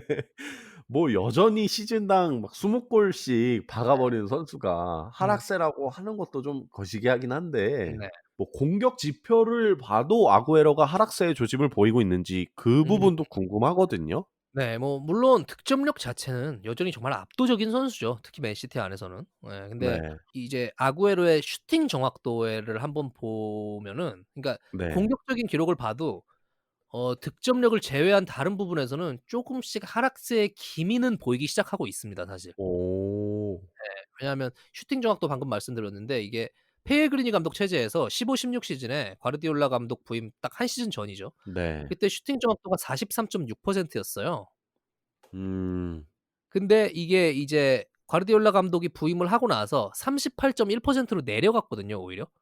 근데 이제 어. 이 이유는 그거죠. 활동량이 그때 비약적으로 올라갔잖아요. 네네네. 그렇기 때문에 아무래도 인제 슈팅의 정확도나 이런 거에 쪼끔 지장을 받지 않았을까 싶긴 해요. 근데 인제 음음. 그게 그 바로 다음 시즌이었던 17-18 시즌에는 44.6% 까지 올라갔거든요 다시. 네. pellegrini 감독 체제에서보다 더 높아졌어요. 근데 이게 올 시즌에는 37.5%로 최저치를 찍었습니다. 사실 16-17 시즌 같은 경우는 38.1%로 갑작스럽게 떨어졌을 때는 이게 슈팅 정확도가 떨어진 게 어느 정도 이해는 돼요 사실. 왜냐하면 네. 활동량이 10 킬로미터 이상으로 인제 비약적으로 늘어나면서 아무래도 이 선수가 체력적인 부담이 있다 보니까 문전에서 마무리할 때 집중력이 떨어지는 거는 어떤 선수한테나 그건 어쩔 수 없는 부분이거든요. 그렇죠. 그러니까 우리가 막 한국 선수들 얘기할 때도 막 이정엽 선수 움직임도 좋고 수비 가담도 좋고 한데 이 공격수가 골 이 득점력이 너무 아쉽다라는 얘기를 하잖아요. 네네. 그게 왜 그러냐면 이 선수가 너무 많이 뛰어요 사실 공격수 치고는. 네. 계속 뛰니까 앞쪽에서. 그게 네. 근데 그게 한순간에 근데 집중을 해서 슈팅을 정확하게 때리기가 쉽지가 않거든요 그렇게 많이 뛰면은. 그렇죠. 그러니까 그런 네. 부분을 좀 감안을 해야 될 것 같고 근데 우려가 아구에로 같은 경우는 우려가 되는 부분이 이번 시즌이 오히려 더 낮잖아요 지금 37.5%로. 네. 근데 슈팅 정확도가 10 킬로미터를 뛰었었던 4 시즌 전보다 8.3 킬로를 뛰면 이번 시즌이 더 낮아졌다는 거는 그렇지, 좀 그렇지. 우려가 될 만한 부분이 아닌가라는 생각이 네. 되고 물론 이제 뭐 아직 그 제수스는 좋은 선수이긴 하죠. 제수스도 물론 엄청 좋은 선수지만 아구에로한테 비빌 수 있을 만한 선수는 사실 아니거든요. 아직은 짬밥을 볼 때. 예. 근데 이제 그렇죠. 그럼에도 불구하고 뭐 굳이 제가 예시를 제시하자면 경기당 10km 이상 가까이 뛰는 제수스의 슈팅 정확도 52.9%입니다. 오 많이 높은데요? 그러니까 아구에로보다? 거의 최강이에요. 아구에로 제수스는. 어. 근데 인제 한 가지 우리가 감안을 해야 될 거는 평균 슈팅 횟수가 아구에로가 훨씬 더 많은 슈팅을 때리긴 하기 때문에 제수스보다 음. 고거는 인제 좀 감안을 하고 요거를 생각을 해 봐야겠죠. 음.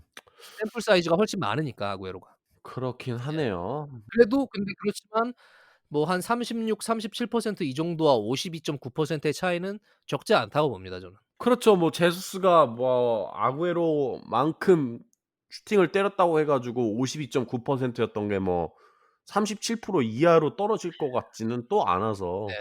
그런 연계 연관관계가 좀 있긴 있는 것 같은데 어쨌든 그러면은 수비 가담, 그 득점력 이외에 또 펩이 굉장히 중요하게 여기는 공격수의 키포인트가 패스 연계 아니겠습니까? 그렇죠. 이제 제로톱을 쓰는 걸 좋아해서 한때 뭐 세스크 파브레가스를 막 최전방 공격수로 쓰기까지 한 그렇죠. 펩인데 네. 그 아구에로의 패스 연계 능력에는 어떤 변화가 있었을까요? 그러니까 우선 인제 패스 기록 자체를 보기 전에 아구에로의 볼 소유 빈도를 좀 볼 필요가 있다고 제가 생각을 해서 이걸 준비를 해 봤어요. 볼 소유 빈도. 예 이게 무슨 말이냐면 얼마나 볼을 이 선수가 더 자주 잡아서 공격 작업에 관여하는 그런 빈도가 높아졌느냐 요걸 좀 봐야 될 것 같은데 음. 그러니까 그걸 보기 위해서 아구에로의 프리미어 리그에서의 시즌별 볼 터치 기록 아까 말씀드린 네. 그거를 봤을 때 뭐 아까 말씀드렸다시피 15-16 시즌 pellegrini 감독 밑에서 45.9회 평균 기록을 찍었거든요, 볼 터치가. 네. 그리고 나서 이제 16-17 시즌 과르디올라 감독 부임하고 나서 이게 49.6 회로 올라갔다고 제가 말씀을 드렸잖아요. 맞습니다. 그게 이번 시즌 그게 그 17-18 시즌에는 46%로 쪼끔 내려갔지만 여전히 높게 가져갔고 그리고 18-19 시즌은 45 회를 찍었어요. 그러니까 뭐 엄청나게 큰 변화는 없었습니다. 네. 근데 이번 시즌에는 37.1 회예요. 대폭 하락을 했네요 진짜. 이것 또한 이번 시즌 지금 최저치를 기록 중이거든요. 음. 근데 이제 최전방 공격 펩 과르디올라 감독이 추구하는 축구에서 최전방 공격수의 볼 터치가 줄어들었다는 건 그만큼 전방에서 기다리는 플레이가 늘어났다거나 아니면은 움직임 자체가 좀 정적이 예전과 비교해서는 좀 정적이 된 게 아닌가라는 음. 그런 뜻으로도 볼 수 있을 것 같거든요. 그렇죠. 네네. 왜냐하면 이제 제수스의 이번 시즌 90 분당 평균 터치 횟수는 44.5 회입니다. 그러니까 아구에로보다는 좀 높은 편이고 어. 근데 뭐 그러네. 또 이 활동량이나 공격 빌드업 관여에 굉장히 또 그런 전문적인 능력을 가지고 있는 이제 옆 동네 리버풀의 공격수 피르미누의 90 분당 터치 횟수는 아. 50.7 회예요. 야. 얘는 무슨 미드필더 굉장하네. 같은 경기를 하는 선수죠. 예. 그러네요. 사실상 공격수가 아니지. 예. 음. 아니 그 아구에로보다 거의 뭐 한 13회 정도 네. 더 많은 터치를 하네요 90 분당. 13 회면은 최전방 공격수가 사실 굉장히 많은 기록인데 아니 그렇다면은 사실 빌드업 효율성에서도 '아구에로는 슬슬 쪼끔 하락세다.'라고 해석할 수 있을까요? 그러니까 단순하게 이제 패스 성공률, 단순한 패스 성공률부터 보면 네. 아구에로는 프리미어리그 시즌별 인제 그 패스 성공률이 pellegrini 감독 체제에서 15-16 시즌에 84.7% 였거든요. 네. 이제 그게 과르디올라 감독이 부임하면서 16-17 시즌 82.4%. 뭐 크게 뭐 쪼금 내려가긴 했지만 큰 차이는 없습니다. 근데 이제 이게 네. 그런 쪼금 내려간 이유도 그게 있겠죠. 아무래도 많아지니까. 패스를 더 많이 해야 되다 보니까 그 도전적인 네네. 패스가 많아지다 보니까 그런 게 있을 거예요. 근데 그래서 이제 17-18 시즌에도 82.8% 였고 네. 근데 이제 그게 지난 시즌에는 18-19 시즌에는 85% 까지 올라왔어요. 음. 그러니까 정말 적응을 계속해서 해 나아간 거죠. 네. 근데 이번 시즌에는 그게 또 80%로 내려갔습니다. 이것 또한 최저치로 지금 내려간 어. 상황이죠. 물론 80% 패스 성공률이 나쁜 건 아니지만 네. 쪼끔씩 다시 이제 내려가고 있는 그런 상황이 좀 보이는 것 같아요. 음. 아이고 그래서 잠깐만요. 지금 강아지가 제 무릎 위로 올라와 가지고 네 네네. 얘기를 안아 이어가도록 주셔야죠 그럴 땐. 이어가도록 하겠습니다. 네. 그래서 이제 공격수의 활동량 그리고 패스 정확도 이런 것들이 떨어진다는 거는 펩의 축구를 생각할 때는 이 선수가 지금 득점력으로는 이거를 버티고 있긴 하지만 좀 치명적일 수 있다라고 생각이 되거든요. 영향이 있을 것 같아요. 네. 네네. 왜냐면 이게 득점력으로 지금 뭐 아구에로가 그걸 상쇄를 하고는 있지만 과르디올라 감독 같은 경우에는 골만큼 과정을 굉장히 중시하는 그런 감독이기 때문에 그렇죠. 이것만으로는 부족할 수도 있거든요. 왜냐면 그 이유 음. 때문에 에투, 질라탄, 만주키치도 결국은 나가리가 되지 않았습니까? 그렇죠. 심지어 만주키치 같은 경우는 뭐 연계나 이런 거에서는 좀 부족할 수 있어도 수비 가담 능력은 그 어느 선수보다 전 세계 최전방 공격수 톱 클래스 선수들 다 비교해 봤을 때 가장 뛰어난 선수거든요. 네네. 근데도 가르디올라 감독이 만족을 못 했어요. 그 선수의 연계 능력에 만족을 하지 못해서. 음. 네, 그런 게 좀 있을 것 같고 저희가 또 그리고 끝으로 좀 이게 새로운 많은 분들이 새롭게 접하는 기록일 수도 있습니다. 근데 기대 득점 빌드업 관여라는 기록을 제가 소개를 해 드릴게요. 이게 쪼금 뭐냐면 어렵네요. 이게 네. 전문 용어로 XG 빌드업이라고 얘기를 하거든요. XG 빌드업. 예, 그러니까 XG가 기대 득점이잖아요. 우리가 흔히 이제 많은 분들이 이제 기대 득점은 뭔지 아시잖아요. XG가 뭔지는. 그렇죠. 예, 근데 이게 XG 빌드업은 뭐냐면 또 이제 XG 말고 XA라는 게 있잖아요. 그래서 기대 도움이라고 해서 기대 득점을 만드는 패스를 해준 선수를 얘기하는 게 그건 또 XA인데 네. XG 빌드업이 뭐냐면 기대 득점 관여는 그러니까 기대 득점 기회를 잡거나 그 기회를 만드는 최종 패스를 한 횟수가 아니라 네. 기대 득점이 만들어지는 빌드업 과정에서 이제 연계 패스에 관여하면서 득점 기회가 만들어진 그 상황에 참여하는 횟수를 뜻하는 거거든요. 원래 이해가 어허. 되세요? 그러니까 뭐냐 하면 뭐 어떤 기대 득점이 만들어졌다는 건 거기에 슈팅 찬스까지 났다는 얘기잖아요, 굉장히 결정적인. 네. 근데 그 찬스가 만들어지기 위해서 예를 들어서 패스가 뭐 한 8번 연결이 된 끝에 그게 연결이 됐다고 하면 뭐 네. 첫 번째, 두 번째, 세 번째, 네 번째, 다섯 번째, 여섯 번째까지의 그 패스 과정에 참여를 한 횟수를 얘기를 하는 겁니다, 이게.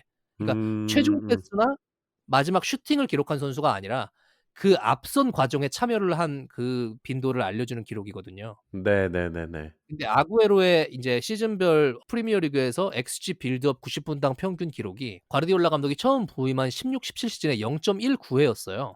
네. 많이 낮았죠. 그러면서 이때 막 갈등설도 있었잖아요. 제수스가 많이 들어오고 막 아구에로는 벤치에 앉아 있고 이런 상황도 사실 몇 번 있었거든요. 그렇죠. 근데 이제 슬슬 적응을 하기 시작하면서 90 분당 평균 17-18 시즌에는 그게 0.34 회까지 올라왔습니다. 그만큼 좀 더 많이 공격의 어떤 시작 결정적인 과정에 결정적인 기회를 만드는 데에 그 기초 단계에서부터 관여를 하는 빈도가 올라갔다라고 볼 수 있을 것 같고 거의 2배 네. 정도로 높아졌다고 볼 수 있을 것 같고 지난 시즌 18-19 시즌에도 0.29 회였어요. 그래서 음. 크게 떨어지지는 않았습니다. 비슷한 수준이었고 그렇지만 이번 시즌 0.16 회로 펩 과르디올라 감독의 첫 시즌보다도 더 낮아지면서 이마저도 펩 부임 후 아. 최저치를 지금 기록을 하고 있는데 네, 이게 반대로 제수스는 90 분당 평균 XG 빌드업 횟수가 0.32 회예요.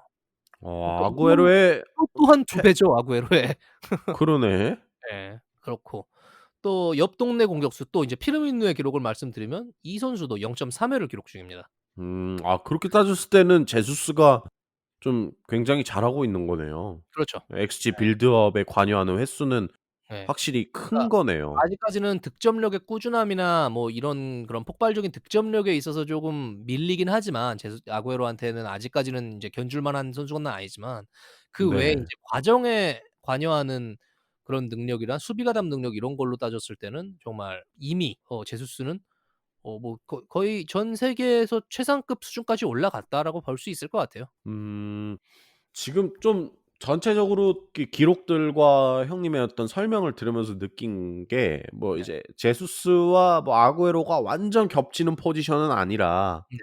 뭐 그렇게 뭐 비교를 할 수는 없겠지만 전체적으로 득점력 빼고는 음. 모든 게 지금 제수스가 좀 우위에 있지 않나. 그렇다고 볼 수가 있죠. 예. 뭐 경기를 뛴 시간이나 뭐 이런 것들은 다 달라서 네. 그거를 뭐 1대 1로 비교하기는 어렵다라고 하시는 분들도 계실 수 있지만 그래도 모든 것들이 쪼끔 기록적으로는 우위에 있지 않나. 뭐 이렇게 좀 팩트로 좀 보이는 것 같긴 해요. 그렇죠. 근데 또 인제 네. 득점력이라는 게 어 그러니까 그게 이게 계속 신기하네 유지가 참. 만약에 된다면 요게 야. 또 근데 쉽지가 않죠 또. 요게 참 그러니까 딜레마일 수밖에 없어요. 근데 왜냐하면 또 그렇다고 해서 아구에로가 연계나 이런 게 아주 안 좋은 선수도 아니고 지금 그렇지, 미세한 그렇지. 미세한 차이로 지금 쪼금 하락세의 예. 조짐을 보이고 있는 거이기 때문에 이게 근데 지금 사실 결정의 시간이 다가오고 있긴 하죠, 맨시티가. 왜냐하면 음음. 내년에 계약이 끝나니까 아구에로가. 음음. 그리고 인제 챔피언스 리그 출전도 지금 확신을 할 수 있는 상태가 아니잖아요. 그렇죠. 그렇기 때문에 그런 부분에서 좀 고민이 될 겁니다, 아마. 음. 참 축구가 신기한 게 뭐 이렇게 뭐 아구에로가 막 진짜 무슨 뭐 패급이 되고 뭐 이런 건 절대 아니잖아요. 그래 봤자 최고 전성기 기록 수준에서 쪼끔의 하락세를 보였다일 뿐이지 네. 무슨 뭐 못해졌다 이건 아니지만 그래도 어쨌든 떨어졌는데도 불구하고 골을 그렇게 계속 넣는다. 음. 이거를 기록으로 해석할 수 없는 무언가의 어떤 축구만의 매력이 또 있는 것이 그렇죠. 아닌가. 예. 뭐 이런 생각도 들기도 하고 그렇게 따지면 제수스는 그렇게 모든 기록들이 다 좋은데 음. 막상 또 골 결정력도 정확도도 더 높은데 그렇죠. 골은 아구에로만큼 예. 못 넣는 아구에로의 뭔가 이런 득점력은 워낙 또 압도적이니까. 예. 참 이게 참 제수스도 신기한 것 득점력이 안 같아요. 좋은 선수는 아니에요. 아 마무리 능력이 그렇죠, 나쁘지 그렇죠. 않은데 물론 날려먹는다는 그런 비판도 받긴 하지만 이 선수도 네. 득점력이 만약에 꾸준하게 나온다 하면 한 시즌에 두 자릿수 득점은 충분히 가능한 선수라고 저는 생각합니다. 네. 근데 이제 아구에로처럼 정말 막 5 시즌 동안 막 20-30 골씩 넣고 이거는 뭐 아무나 할 수 있는 게 아니니까. 예. 그렇죠, 그렇죠. 아니 그렇다면 충분히 이제 팩트 체크를 좀 한 것 같은데 이제 1년 뒤에 계약이 종료되지 않습니까? 네. 아구에로가 과연 어떻게 행보를 가져갈까요? 좀 어떻게 생각하세요 형님은 예상을 해 보자면? 사실 계약 기간이 내년에 끝난다고 하면은 이 선수랑 올해 안으로 재계약을 못할 거면은 사실 내보내는 게 맞거든요. 네. 그래야 이적료를 받을 수 있으니까. 그렇지만 아구에로가 맨시티의 어떤 그런 차지하고 있는 그런 존재감 그런 거를 생각을 해 봤을 때 이적료를 남기기 위해서 무조건 이 선수를 내보내는 그런 상황은 아무래도 그런 게 오지는 않을 것 같아요. 그렇죠. 그렇기 그렇죠. 때문에 제 생각에는 '내년까지 데리고 있다가 그냥 좋게 내보내지 않을까.'라는 생각이 저는 있습니다. 음. 근데 이제 맨시티는 고민을 해야죠. '과연 제수스를 믿고 아구에로를 대체할 수 있을까?' 그리고 인제 아구에로가 나가면 분명히 득점력 감소라는 게 있을 수밖에 없는데 그러니까요. 그거를 어떤 식으로 상쇄를 해야 될까? 제 생각에는 이걸 2 선에서 득점력을 좀 높이는 방식으로 커버를 해야 되지 않을까 싶어요. 어. 예예. 그러니까 예를 들어서 리버풀에서 피르미누도 물론 두 자릿수 득점을 해 주고 이런 능력을 가지고는 있지만 결국에 이 리버풀의 득점을 주로 책임지는 선수는 뭐 살라나 마네가 지금 해 주고 있잖아요. 네. 그런 식으로 아구에로도 공격을 풀어가서 마무리까지 하는 그 과정 자체에 쪼끔 아구에로가 만약에 나가게 된다면 '꽤 큰 변화가 필요하지 않나.' 그런 생각이 음. 듭니다. 그런 의미에서 볼 때 이제 사네의 거치도 굉장히 중요해질 거고 음. 그리고 인제 그러네. 스털링을 어떤 방식으로 활용하게 될지도 관건이 될 거고 그리고 인제 베르나르도 아. 실바의 포지션 설정 이런 것도 중요할 거고 또 새로운 선수를 영입한다면 어떤 선수를 영입해서 어떻게 써야 될지 굉장히 고민이 많을 거예요 지금 가르디올라 감독이. 아구에로가 너무 골을 많이 넣어 가지고 네. 과연 그게 이성 공격수들의 어떤 득점력을 끌어올린다 해도 뭐 사네 뭐 스털링 뭐 베르나르도 실바 뭐 케빈 데브라이너 이런 선수들이 그거를 공백을 메꿀 수 있을지가 저는 사실 약간 예 믿기지가 않아 가지고. 단기적으로 생각을 할 때 완벽한 후보가 한 명 있긴 하죠. 아구에로 이상의 어떤 그런 걸 해줄 만한. 메시를 데리고 오는 겁니다.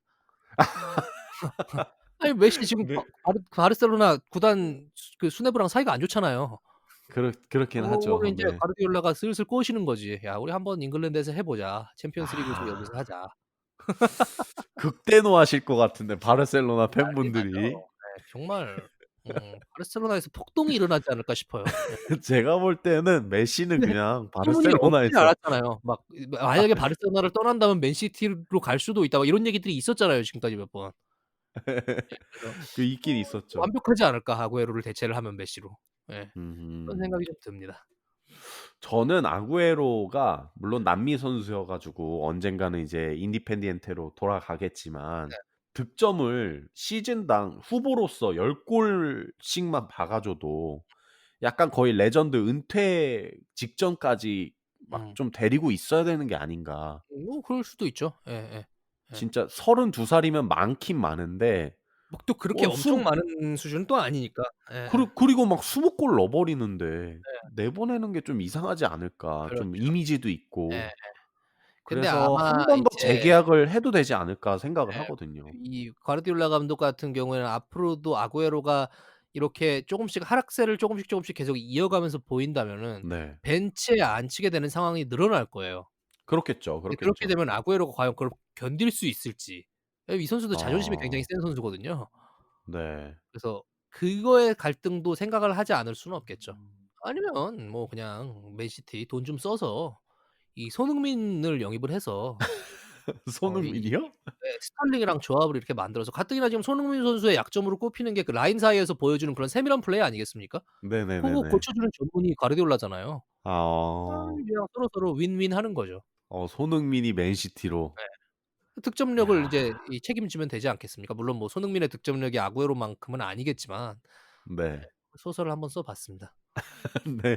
저는 반대하도록 하겠습니다, 그거는. 아 맨유 그렇군요. 팬으로서. 그렇구나. 어. 부러워서 안 됩니다. 아 네. 그래요? 네네. 그렇군요. 네. 아니 네. 오늘 레시포드 전체적으로 있잖아, 레시포드. 이렇게 잘하던데. 아니 레시포드 진짜 잘하는데. 예. 레시포드는 좋긴 좋죠. 네. 예 잘하지. 네 어쨌든 네. 오늘 레시포드 잘해요. 전체적으로 네. 그래도 손흥민이 더 좋아요. 아 그래요? 네. 네. 그렇군요. 맨유 네. 팬이 그렇게 레알 맨유 팬은 아니네. 레시포드는 이게 홈그로운 탤런트인데 아이, 맨유에. 아이 장난이죠. 아 네. 그러니까 네. 손흥민보다 레시포드가 더 낫긴 하다. 아. 그런가요? 굉장히 저를 곤란하게 아니 저 하시네요. 질문을 하는 건데 왜. 손흥민은 어떤 그냥 한국인으로서 항상 응원하고 음. 또 좋아하는 거고 또 레시포드는 그냥 냉정하게 능력을 따졌을 때 손흥민이 레시포드만큼은 아니다. 절대 그렇게 비교할 수는 없고 그렇군요. 네. 네 노코멘트 알겠습니다. 하도록 하겠습니다. 네. 알겠습니다. 답은 이미 얻은 것 같네요. 네. 마지막에 막 저를 당황시키시네요. 막 아이 뭐 콧물이 그냥 나오고 침이 나오네. 그런 거죠 뭐. 이게 사는 게 원래 네. 그런 거예요. 뒤통수를 어 맞으면서 사는 겁니다 원래. 네. 다음에는 좀 정리를 해 오도록 하겠습니다. 네. 손흥민과 레시포드에 대해서. 괜찮은 주제네 근데 생각해 보니까. 네. 네. 왜냐면 둘이 좀 비슷하잖아요 스타일이. 약간 좀 얼추 맞아떨어지는 부분들이 있어요. 그러네. 포지션도 생각해 그렇고 보면 그러네. 역습에 능한 부분도 좀 그렇고 킥이 그러네. 좋다는 것도 좀 비슷한 것 같고. 맞네요. 뭐 생각해 보니까. 한번 준비를 해 보는 것도 나쁘지 않을 것 같긴 한데 음. 뭐 그렇습니다. 네. 아니 오늘 그 전체적으로 저희가 아구에로에 대해서 좀 자세히 알아봤는데 어쨌든 뭐 펩을 만난 시점으로 아구에로가 어떻게 바뀌었는지 그리고 현 시점에 아구에로의 하락세는 어느 정도인지 뭐 여러 가지 기록들을 토대로 좀 자세히 짚어봤습니다. 네. 그다음에 저희가 이제 어떻게 행보를 보일지에 대해서도 뭐 간략하게 예상을 해봤는데 여러분들이 생각하실 때 오늘 저희가 소개해드린 기록을 보고 아구에로가 하락 중이구나 아니면 에이 지금 그 정도 가지고 뭐 '아구에로가 하락세라고 보긴 음. 힘들다.'라고 생각하시는지 여러분들의 의견 또 저희가 궁금하거든요. 네. 뭐 잘 여러분들이 달아주시지는 않지만 그래도 다시 한번 부탁을 드리도록 하겠습니다. 댓글에 또 예. 이 활동을 좀 이 방송을 들으시는 분들이 꽤 많다는 걸 저희가 이미 알고 있어요. 왜냐하면 이 청취자 수를 저희가 확인을 하고 있기 때문에 그렇죠. 그러니까 참여를 좀 해 주십시오. 듣고 이렇게 네. 약간 좀 우리 방송의 그 청취자분들의 이 성향 자체가 저랑 좀 비슷한 것 같아요. 그러니까 저도 방송을 그냥 듣고 튀거든요. 댓글 같은 거 잘 안 올리거든요. 예. 약간 좀 참여를 좀 해 주시면 네. 우리가 또 이게 이 맞춰가는 부분을 또 가져올 수 있기 때문에 좀 네네. 해 주셨으면 좋겠습니다. 그러니까 그런 부분이 있었으면 좋겠거든요. 뭐 기록들도 있고 여러 가지 막 그런 분석을 나름대로 저희가 하는 거니까 거기에 대해 뭐 반대 의견도 듣고 좀 여러분들의 의견도 들어서 같이 막 이렇게 토론 아닌 토론하듯이 좀 얘기도 해 네. 보고 여러 가지 시선에서 이렇게 해석해 보면 또 그게 재밌지 아 않습니까? 그렇죠. 네. 고런 또 참여가 좀 있으면 좋지 않을까 이런 네. 생각을 해 보게 되는 것 같아요. 네. 네, 오늘 뭐 1 시간 20분 동안 열심히 아구에로에 대해서 얘기를 해 봤는데요. 맨시티의 전설입니다. 뭐 아구에로가 하락을 하든 뭐 뭐를 하든 그렇죠. 전설인 건 전설인 거고 아구에로 선수가 계속해서 맨시티에서 좋은 모습 보여주면서 언제 시즌이 재개될진 모르겠지만 다음 네. 시즌에도 맨시티에서 좀 계속해서 역사를 써 아 나갔으면 하는 이게 라이벌 팀의 팬인데도 불구하고 그런 지금 바람이 있어요. 네. 그 아스널 같은 경우에는 이제 5월 초부터 훈련장 문을 다시 연다고는 하는데 네. 뭐 그것도 이미 팀 훈련을 바로 시작하는 건 아니고 이제 개인 훈련을 할 수 있게 인제 개방만 해 준다는 것 같고 음. 또 라리가 같은 경우에는 그게 4 단계로 나눠 가지고 이미 지금 플랜을 만들어 놨더라고요, 공식적으로. 아 그래요? 잠깐 얘기해 볼까요? 그게 뭐냐면 네. 일단 4 단계가 있는데 첫 번째 단계는 선수들을 3 번을 검사를 한대요, 코로나19 검사를. 음. 이제 3 번이 다 똑같은 검사가 아니라 다른 종류의 검사를 해서 인제 그 오진이 나오는 확률을 대비해서 3번 검사를 한 다음에 네. 그 3 번을 다 통과를 하는 선수는 두 번째 단계로 넘어가는데 그 두 번째 단계가 뭐냐 하면 구단 훈련 시설에 출입할 수 있는 권한을 주는 거고 이제 거기에 들어가게 되면 바로 팀 훈련을 할 수 있는 게 아니라 개인 훈련을 인제 할 수 있는 거죠. 운동기구도 쓰고 뭐 훈련장도 쓰고 이러면서. 음. 그거를 인제 어느 정도 한 이후에는 세 번째 단계로 넘어가는데 세 번째 단계는 뭐냐 하면 6 명씩 소그룹으로 훈련을 할 수 있는 아. 그거를 인제 할 수 있게 작은 그룹으로 인제 소규모로 할 수 있게 해 주는 거고 그것마저 다 이제 무리가 없이 진행이 되면 네 번째 단계로 넘어가는데 네 번째 단계는 팀 전원이 같이 원래 훈련을 하던 대로 팀 훈련을 정상적으로 진행을 한 후에 실전으로 인제 다시 리그 재개가 들어가는 이 과정을 다 하는 데는 최소 한 달 정도가 걸린대요, 이렇게 4 단계를 거치는 데는. 음. 예. 그러니까 지켜봐야 될 것 같습니다. 지금 라리가는 그렇게 계획을 만들어 놓고 하고 있는 것 같고 분데스리가 같은 경우에는 정부랑 인제 협력을 하면서 5 월에 시즌을 재개한다고 지금 얘기를 하고 있어요, 날짜를 정하진 않았지만. 아 네. 그래서 아무래도 조만간 축구를 다시 볼 수 있게 될 수도 있지 않나 싶긴 해요. K리그는 5 월 8일 지금 개막이 확정이 됐죠, 무관중 경기로. 그렇죠. 뭐 그런 게 있기 때문에 뭐 기대를 해 봐야 될 것 같습니다. 아 근데 라리가 그거 되게 잘했네요. 예예예. 좋은 것 같은데요. 예예. 예. 그 플랜을. 과학적으로 지금 뭔가 준비를 나름대로는 하고 있는 것 같긴 해요. 예. EPL 분발해야 됩니다. 뭐 하고 있는 건가요? 예 네. 뭐 만들고는 뭐 있겠죠, 여기도 네 뭐. 뭐 하고 있겠죠. 뭐 기다리도록 하겠습니다. 네. 네 그러면은 저희는 뭐 간략하게 또 네. 추가 정보까지 알아봤는데 이쯤에서 인사를 드리겠습니다, 형님. 네. 자 오늘 끝까지 청취해 주신 모든 청취자분들 너무 감사드리고요. 저희 페어포인트 더욱 성장할 수 있도록 좋아요, 구독, 댓글 많이 달아주시면 너무 감사하겠습니다. 그럼 네. 조심히 들어가세요. 네. 수고하셨습니다.